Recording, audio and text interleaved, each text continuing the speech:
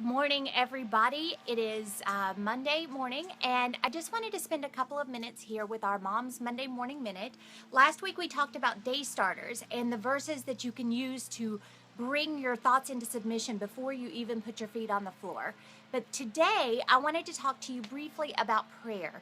That is a topic that the Lord has really dealt in my life about for the last probably 2 or 3 years.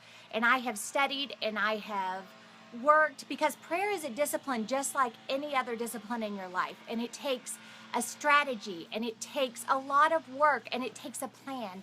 And so what I wanted to share with you today is 6 resources and strategies that have really helped me, that I think that you will find, if you're really serious about wanting to focus on prayer and have a more passionate and powerful prayer life, that these will be something that are really good for you too. First of all, I pray for my children a lot, obviously, and I've created on the blog a printable that's called Prayers for Your Children. These are topics with verses that you can pray specifically for them. And honestly, I pray these for myself. I pray these for my husband. You can pray these for anybody because they're very general.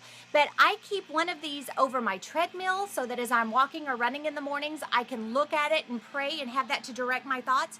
I keep them in my Bible and my devotions bag. I keep them in my prayer journal. I always want to have a copy of this handy so when the Lord prompts me to pray, I can quickly grab some very good verses and very good guides to help me pray specifically and strategically for my children. Again, or anyone else in your life that you want to pray for. But these are great. They've just really been very helpful. Additionally, I've got a Acts prayer model, and I talked about the Acts prayer model at the workshop that I did at Teach Them Diligently this year. And this is a way to pray that really focuses your heart first on adoration and then confession, supplication, or thanksgiving and supplication. And it helps you be very direct.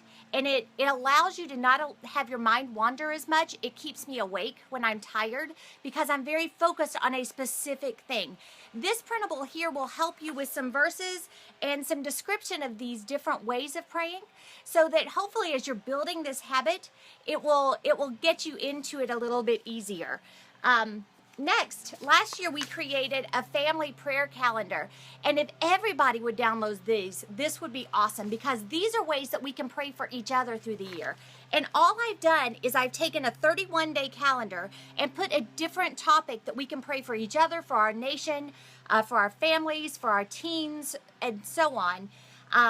And I just keep these with my other prayer resources so that very quickly in the morning I can know that this is what I'm praying for today with everybody else in the Teach Them Diligently world.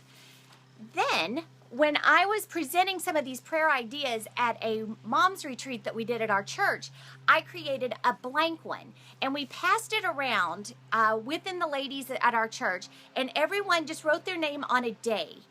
And we also wrote our phone number or email address. The wonderful thing about that is through the months, I am able on, say, the 5th of every month to see this lady's name that I go to church with, or, if you want to, with your homeschool group or whatever, and I'm able to pray for her. I will generally send a text or a Facebook message or something to find out specifically what are the needs that I can lift up that day. And I have found that I have come to know these ladies so much better. It's a great encouragement to me when I get the texts and notes that people are praying for me. And it's a great way to build unity in the body of believers that God has actually placed you. I give you some insight as to how I set up my prayer journal. I write my prayers a lot because it keeps me focused. These, I don't think about anything. I just let it flow because nobody's really going to read these except for me and the way that I'm talking to God. But as I write them down, it really helps my thoughts to stay on what they're supposed to be instead of the million other things that are going on at the time. And then I tell you kind of how I've got my prayer journal arranged, some of the headlines and topics and so on that I cover. And then finally, I give you some links to some resources because I have read a ton of books on prayer, and they're just some fabulous resources. E.M. Bounds, anything by George Mueller. All of these are The Power of a Praying Something by Stormy O'Marcian, and they are just really practical, really great prayer guides as you build this habit. I hope that you will take just a couple of minutes, go to the blog, grab these resources, and commit yourself to building this habit, this discipline of prayer, because it will change your life. You will find that you grow so much closer to God through it. You will find that you know those people that you are praying for so much better. I'm amazed at how much better I know my children when I'm praying very specifically for them. God just illuminates such things. So thank you for spending this Monday Morning Minute with me, and I hope that you have a wonderful, wonderful week.